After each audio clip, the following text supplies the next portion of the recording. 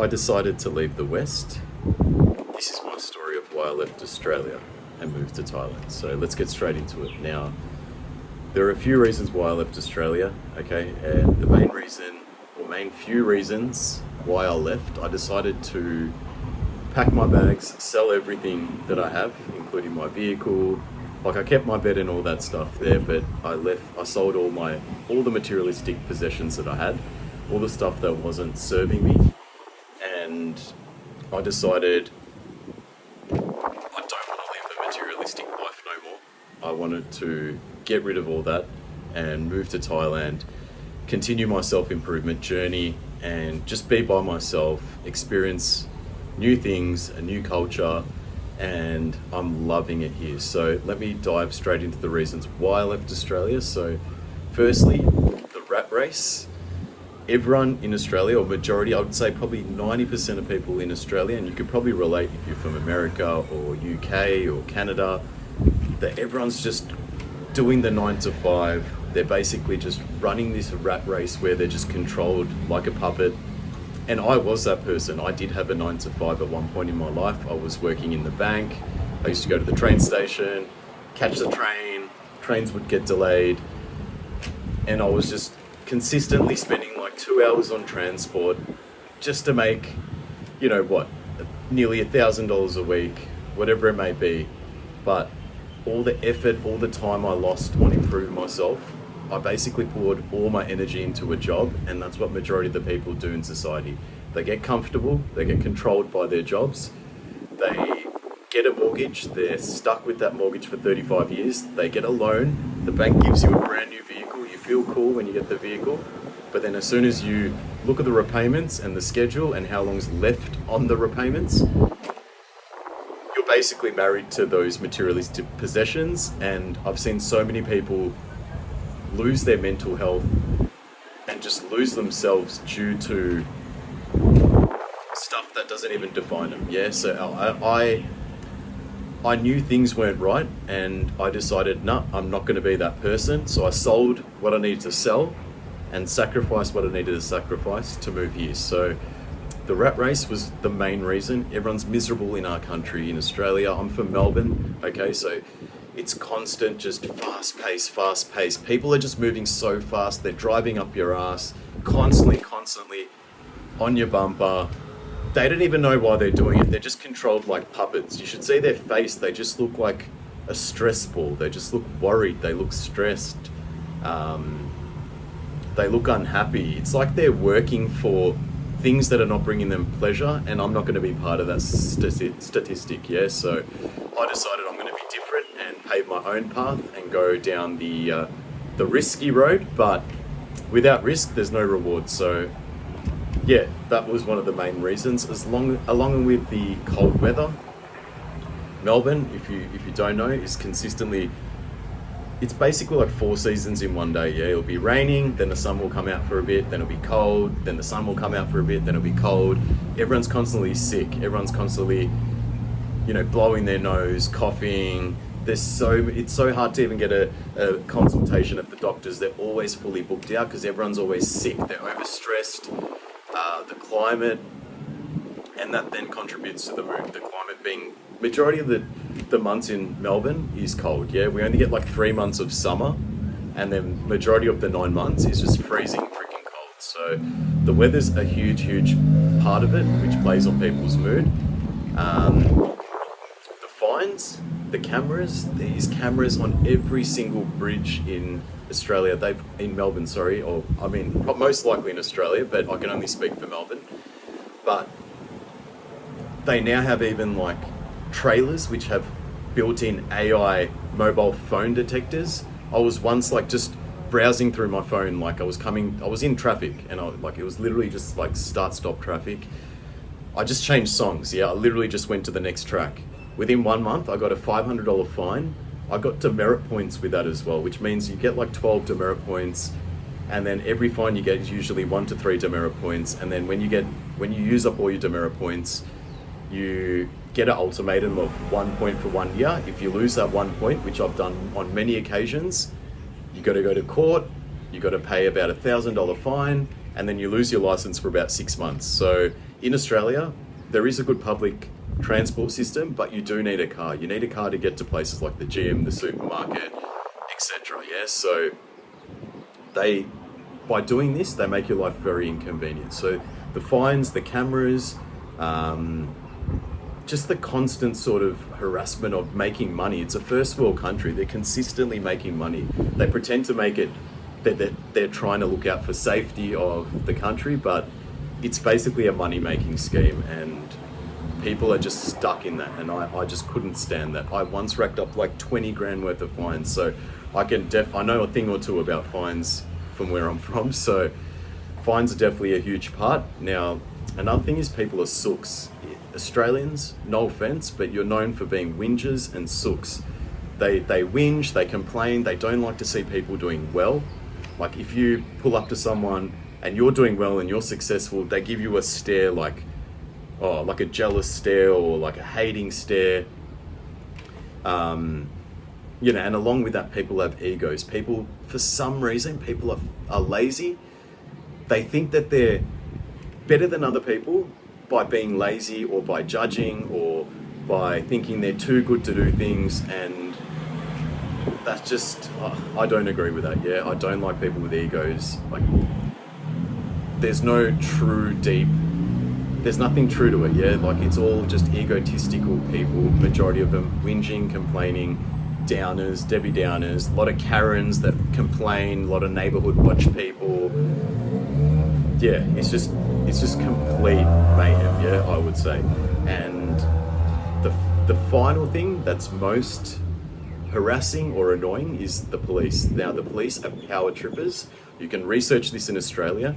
The police try to put authority over you, okay? For example, I had a modified vehicle, right? It was lowered, a little bit of noise, blah, blah, blah. Everywhere I drive, like consistently, I would get pulled over by the police, okay? They leave you on the road for about 30 minutes. They write you up a big fine. Along with that, they talk to you like shit, okay? They make it look like you're a freaking criminal when all you've done is just what? You've got a modified vehicle. So what? Maybe I like that. Maybe I've worked hard to get that. But they don't care. So they will even sometimes tow your vehicle if they feel like it's too modified or too loud. They'll tow your vehicle. They're basically they're out to get you. If you drive in Melbourne, and I can definitely speak from experience, anywhere in Melbourne, if you drive, like we've got apps that we've got to use to navigate to get away from the police, okay? But what the cops do is they hide, and they're hiding in multiple areas. Yeah, they're just waiting with a radar gun, or they're waiting for someone with a modified vehicle, and then they'll just pull you over. Next minute, your car's either getting towed, you got to go to court, and you've got a hefty fine for about $1,000. Yeah, so it's just a revenue building country or revenue building state, and I don't agree with that, and a lot of Australians don't agree with it. So that's the reason why. Another reason why I left the West. Okay, there's no sanity, there's no peace of mind. Okay, now after selling my vehicle, I got a 6-month tourist visa. Okay, and I decided I wanted to come to Thailand. Now, the reason why I wanted to come to Thailand, I've been here before, okay, I've been here twice before on different occasions, but the reason why I like this country is it's so free, okay? As long as you're respectful, okay, and you don't start trouble here, okay, and you're coming here with the right intentions to either better yourself or explore the country or learn the culture, then you'll be perfectly fine, yeah? So Thais are known for the land of smiles, okay? The Thai people are very friendly, they're very warm, even if it's the cleaner, like literally like where I'm staying now in this condo, like the cleaners literally smile when they see me and they say good morning with the most pleasant smile, yeah? They're probably making peanuts, yeah? They're probably making peanuts, but what I appreciate is them just having that glow, that smile of just being appreciative where they're from, the job they have, and being able to put a roof over their head. They're so grateful, okay? And that's something that Australians don't have because they're just spoiled, and they usually just get their houses passed on from generations, or they play the victim mindset, and yeah, so anyway, going back to Thailand, so yeah, the people are very friendly, they're very warm. There's no police issues, yeah, which is quite strange. Like, as in being like where I'm staying now, which is Pattaya. Okay, I'm near Pattaya near the beach, and I have not seen one police officer literally in this area that I'm staying at. Yeah, I've not even seen one. I've been here for about 2.5 weeks, 3 weeks, and I've not seen one police officer. So there's no police issues. And look, I do believe, one time I did rent a scooter. This is about 3 years ago. I got pulled over by the cops. I think I was going 10 kilometers over, not wearing a helmet. Okay, my fault. But all I had to do was pay like a $20 fine, and I was on my way. Yeah, there's no impact to the day. There's no court cases. There's no bullshit. It's just pretty much pay the fine. You know what you did wrong.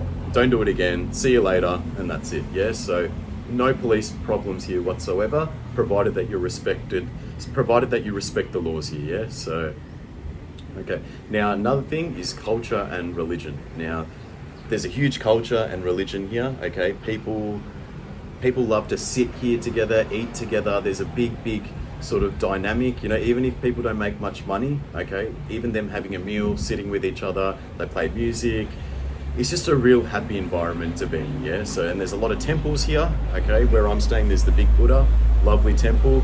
I'll do a video on that shortly, but there's some excellent cultural experiences here in Thailand, okay? And I would say it's probably one of the best cultural experiences I have. Like, me being from Australia, I've never felt like I haven't fit in here. They always smile, they always respect me, even if it's someone that's lower class, whether it's a cleaner, whether it's the security guard that stands and guards the hotel here.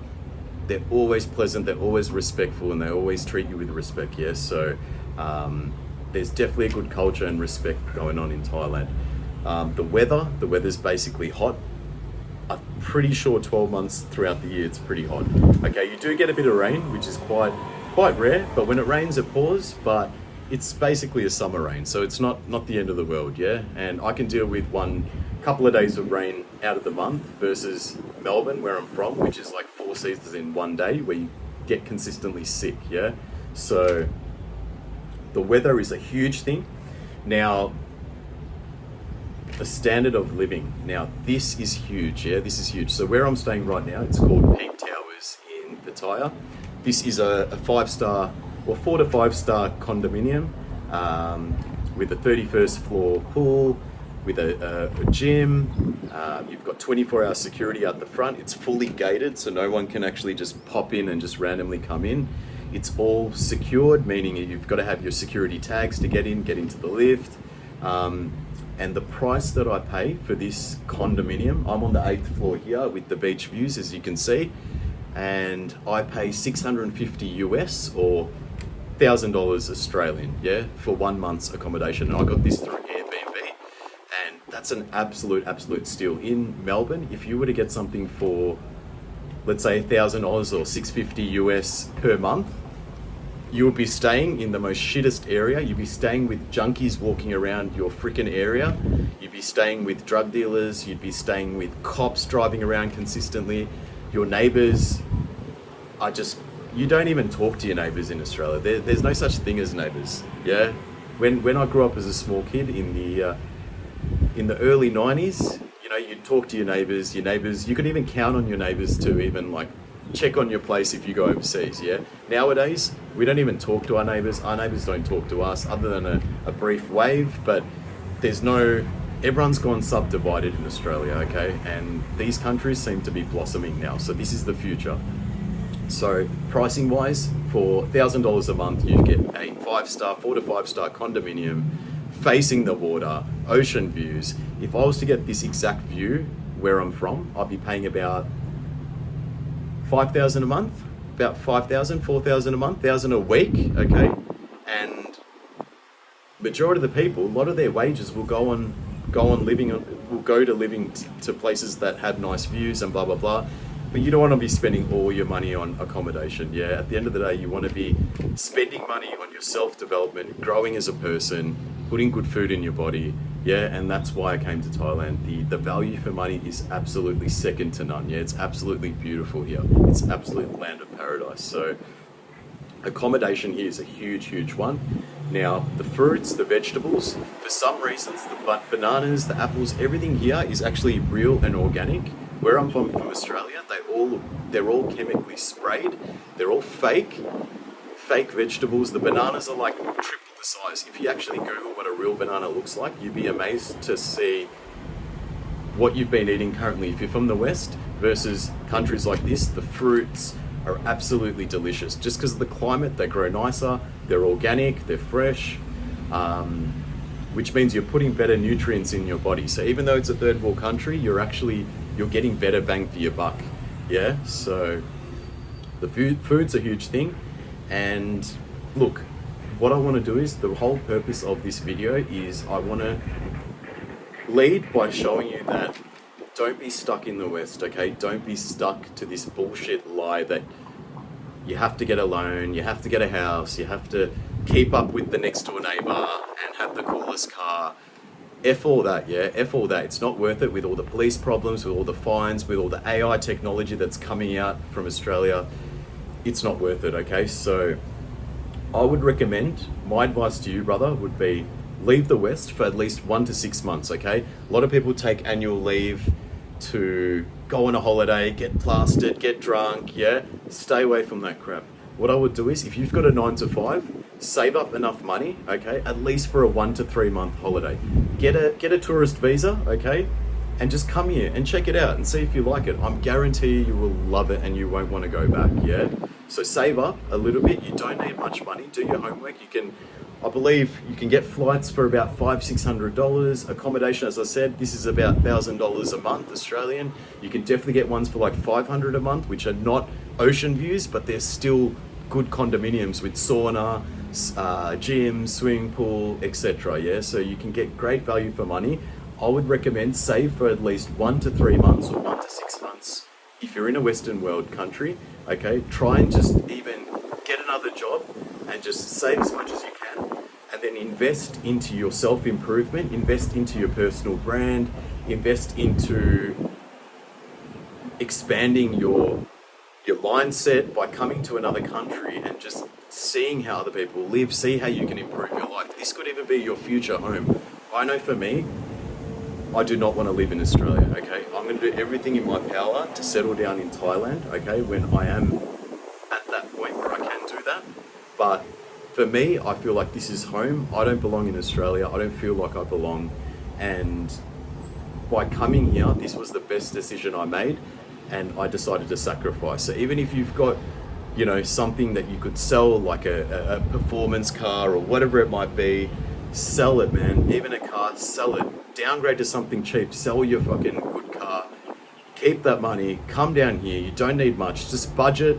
Don't come here to party and drink. Come here if you purely have good intentions of bettering yourself, self-improvement, experiencing nature, connecting with the universe. This is the perfect place to do it. You're basically in paradise for 1/4 of the price, yeah? So anyway, hope this video helped. Hope this will motivate you to make the change. A lot of people can't do this change, but then again, there are some people who are like, nah, I'm gonna design my life the way I want, and I'm not gonna be following society's patterns, yeah? So, and that was me. I decided, nah, I'm not gonna be that person. I'm gonna take the risk, go into the unknown, and without risk, there's no reward. So at the end of the day, I wish you very well, my brother, and I hope you can make that move, because I guarantee you will be so grateful that you did that. At least come for 1 to 6 months and see how you feel. So till next time, peace.